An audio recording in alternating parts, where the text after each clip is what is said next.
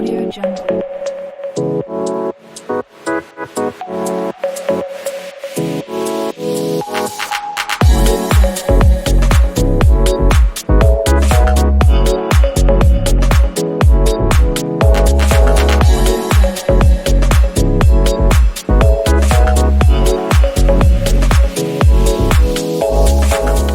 So this is session number 2, Jesus image-bearing leadership.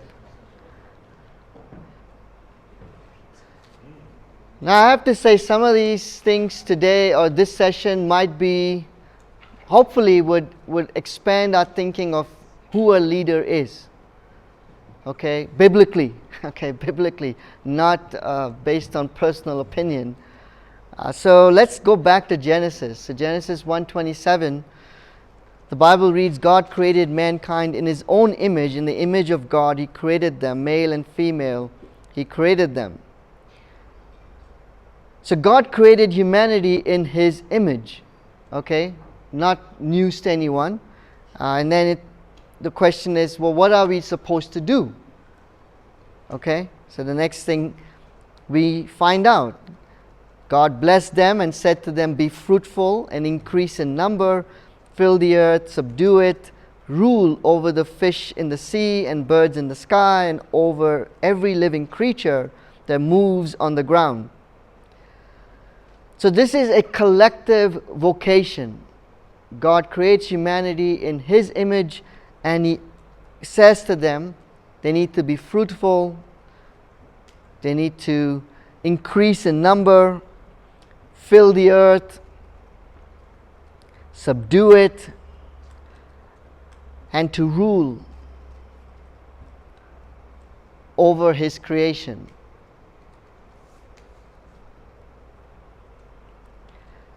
So this is the important point. Who is supposed to rule over His creation? His image bearers, all. Not just men, not just women, not just a man, not just a woman, but all of His image bearers. Do you guys see that? And so this is so important because again, Tino mentioned some people are born to lead. Everybody is created to lead. Okay, this idea of only some is a myth. Is not biblically accurate. So if you think, oh, only the extroverted people are supposed to lead, nope. Every human being is created to be God's image-bearing leader. Now this would be controversial then, as I'm sure it is now, because back then in the ancient world, only some people ruled, and those were men. Although in Egypt you had one female pharaoh, or they didn't call her pharaoh. I think she was the auntie of the young pharaoh. And she ruled, and then but that was the only one that's in recorded Egyptian history. But it's not mentioned as a pharaoh. Hopefully that makes sense, because only men could rule, and only certain men could rule.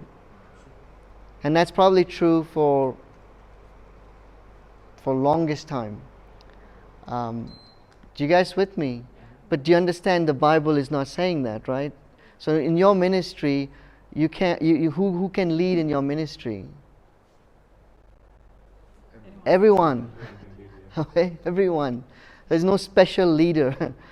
So again, as you go through this weekend, hopefully you'll start to see the special leader type is just not biblically accurate. It's a myth, and please don't worship your leader. Okay, it's a disaster. It's called idolatry. Oh, that person's so great. Oh, Jesus is great. That person's a servant of the Lord. So again, this is so informative that it should form the way we think of leadership. Personally, perhaps for yourself, it's like, oh, I'm not that leader because that leader is... Because mostly extroverted people get the press, right? Because they're just loud. They just are. That's their personality. And for the introverted types, like I tend that side, they're obnoxious because that's what they are. They're loud and obnoxious. But they become leaders because people listen to them. Why? Because they're loud. They just speak louder than everybody else, and they drown out the introvert.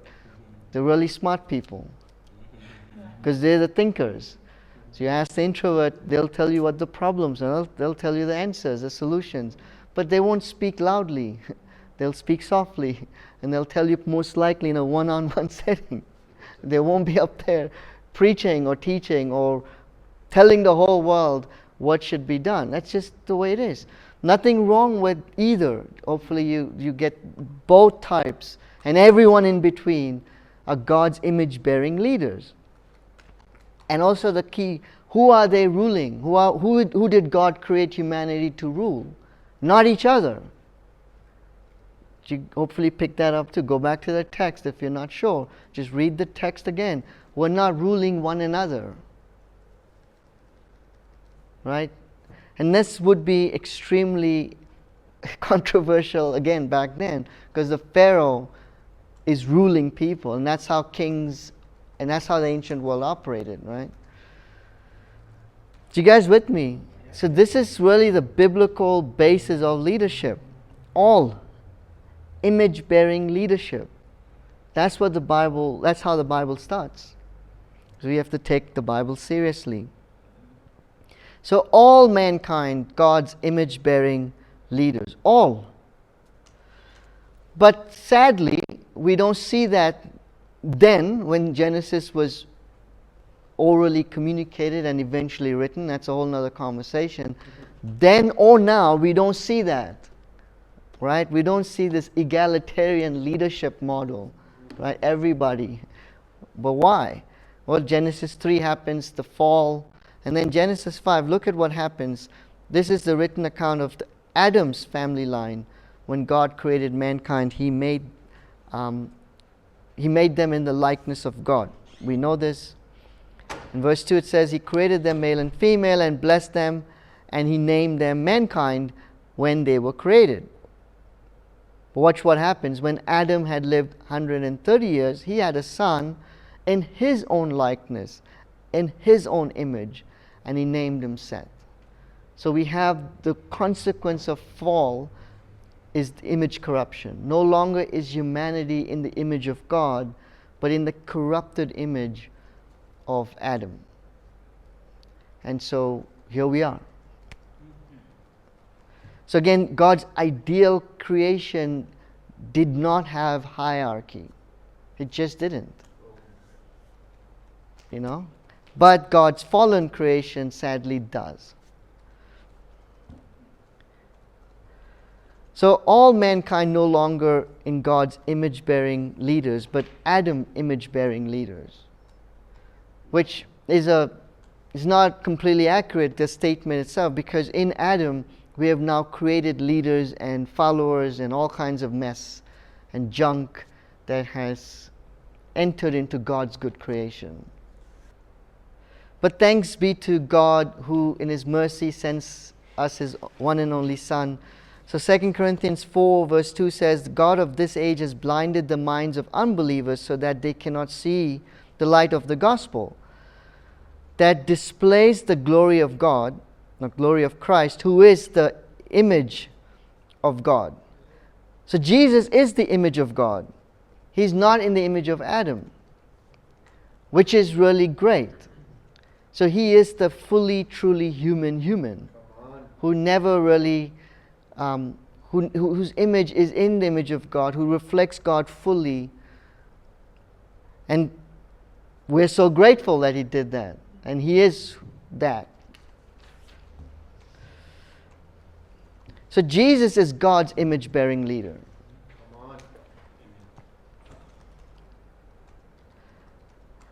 So now watch how Jesus defines image-bearing leadership. Mark 10 verse 42, Jesus called them together and said, you know that those who are regarded as rulers of the Gentiles lord it over them, and their high officials exercise authority over them. And then He says, not so with you. Instead, whoever wants to become great among you must be your servants, and whoever wants to be first must be slave of all. For even the Son of Man, the true image-bearing leader, did not come to be served, but to serve and give His life as a ransom for many. This is Jesus' image-bearing leadership at full display. So, again, we just read about rulers in Genesis 1, right? And we can hopefully connect the dots that what God created humans to do is to rule. That is true, but not each other. We are supposed to be God's good image-bearing representatives, and we refuse to do that, to be that. But instead we start ruling each other. We start bossing each other around. And Jesus says, not so with you. Again, why? Because He's unleashing God's kingdom on earth, and He's basically saying, this is who we are meant to be. We're meant to be people who serve one another. And He is being the perfect image bearer of God, is showing us how to be fully, truly human. So He comes to serve, because that's how God created us. He created us to be people who serve one another, not bully and rule over and lord it over one another. Does that make sense? So, the key question is, whose image are we displaying in our leadership? And that's an easy question, but really, really difficult and challenging, because sometimes we sometimes we reflect Jesus, sometimes we reflect the Adam in us. And we'll talk about redemption and so on as the day goes by. But hopefully it's obviously apparent to all of us this is the standard of biblical leadership. And so whether it be us, ourselves, or if we see it in the church, leadership that lords it over, that elevates one over another for whatever number of reasons. Maybe they've had years of discipleship, years in the ministry. It doesn't matter. In fact, the more you're in the ministry, the older you're a Christian, you're supposed to be more humble. Not elevate yourself as the example, right? You're supposed to actually be no example. You're invisible because you're just a servant of the Lord. This is really important. So we have to wrestle with, because our human instinct is to elevate ourselves or other people, but that's not God's vision. So the invitation is to be God's image bearers, God's image-bearing leaders, not Adam image-bearing leaders. That's the invitation, and we'll see Mark 1 just now. But the invitation is also the challenge. It's difficult, right? It shouldn't be, but it is. We know this to be true. I know this to be true. It's difficult to be God's image-bearing leader, to be an invisible leader, invisible servant. But that's the call. And here's the key point I want to make. Jesus is not the anomaly. Hopefully you see that. Jesus is not the outlier. We were all meant to be in God's image-bearing leaders. We refused. And Jesus is the image-bearing leader. Hopefully this makes sense. And again, hopefully we meditate on this, because it really blows our minds. Like, wait a minute, Jesus is not the anomaly. We are. He is the normal one. We're the abnormal ones. But imagine a world where all of us are God's image-bearing leaders. How cool would that be? And that's new creation. So again, we're supposed to be God's image bearers, but image-bearing leaders, but we refuse. Now read Mark 1:17 from that perspective. Jesus says, "Come follow me, and I will send you out to fish for people." And in other words, Jesus is saying, come follow the true image bearer to see how image bearing living looks like. Isn't that cool? Then go fish for others so they also know what true image bearing looks like. That is why we follow Jesus and not another human being. Because no other human being, no matter how great they may be, will ever be true image bearers. Only Jesus is. Now one day we will be, and I will get to the image-bearing redemption in just a bit. But hopefully this makes sense. So we do not worship leaders in our church, no matter how great they are. We just don't. That's called idolatry. And I have to warn you, if you're idolatrous, you'll have to answer to the king. Okay? So hopefully that becomes abundantly clear. The quick thing, someone pointed this out to me. I don't know if it's true. Maybe you guys can tell me. The person said, they observed that when you have speakers come from America, they introduced as this great disciple, this that, the other thing, and this long list of resume. And if someone comes, let's say from another part of Africa, like Kenya, they just go, he's the brother from Kenya, he's great, is that true? Michael says, yeah, I didn't even notice that. So Michael says it's true. So I don't know if you guys noticed that. We can't do that. Yeah. Do you understand that, right? We're all, right, following the true image bearer. That's Jesus. So we'll have to unpack imitation and all of that. If you have questions, you can ask. But that's something that is explicitly taught, and it is incorrect. We do not imitate one another. We imitate Jesus Christ. Right. Period. Okay? If there's some quality of Christ you see in someone, it is a shadow. It always will be. Now you're welcome to take that shadow and say, hey, can you teach me how you follow Christ? But it's always Jesus that we follow, because He is the true image bearer, not us. Right? We're all following our King. And that's right. Okay? That's right. Can you please say that again, Raj, about the shadow? Well, at best we are a shadow. At best, right? At best we are a shadow. But it's not a condemnation. It's just fact. We have the Adamic image-bearing desire and qualities. And so we look to the King who redeems us and redeems our image. And He's always the one. So it should not come as a surprise to you that as a Christian of 21 years, I am not as loving as Jesus. I'll never be.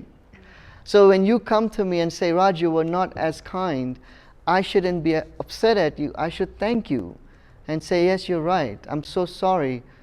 And then go to my King, ask you for input, ask you to pray for me. Because I want to be like my King. Absolutely. There's no doubt. He's awesome, right? And so that's why this is not about doing a set of things. That's what this is not about. But it's about becoming. It's becoming, it's living out our redeemed image bearing. It's renewing image bearing, going from Adam to being in the image of Christ. And I know I want to say it's beautiful, but it's not. It sucks sometimes, and most of the times it's difficult. But it's also beautiful for what Jesus has done. But hopefully you can also see the tragedy of the situation. We are all meant to be God's image bearers. This whole room. We shouldn't even have a class on biblical leadership.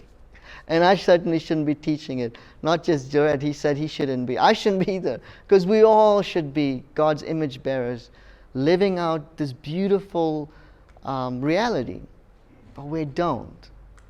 So there's tragedy, and yet there's thanksgiving. Like, thank you, Jesus, for redeeming our image, that we can actually come and be with and become those we were created to be. Does that make sense? And that's why it's a collective. It's not just I lead and everyone else kind of is there following. We all, in fact, are a collective renewing image bearers. Does that make sense? So you're wondering, how long would that take for us to continually grow to be Jesus image bearers? Well, Jesus tells us in Matthew 28, He says, teaching them to obey everything I've commanded you. And how long is this going to take, Jesus? 5 years, 10 years? He says, surely I'm with you always to the very end of the age. It'll take to the end of the age for us. And in fact, when the new age breaks in completely, we will be fully His image bearer. So till then, we're just learning. We're all learners of Jesus. So it's a lifelong, continuous process. And that's why it's about be and become rather than just simply learn and do. which is often where I find myself operating, in the learn and do. And I'm just kind of learning how to go from that to a be and become. So being with Jesus and becoming rather than just doing stuff.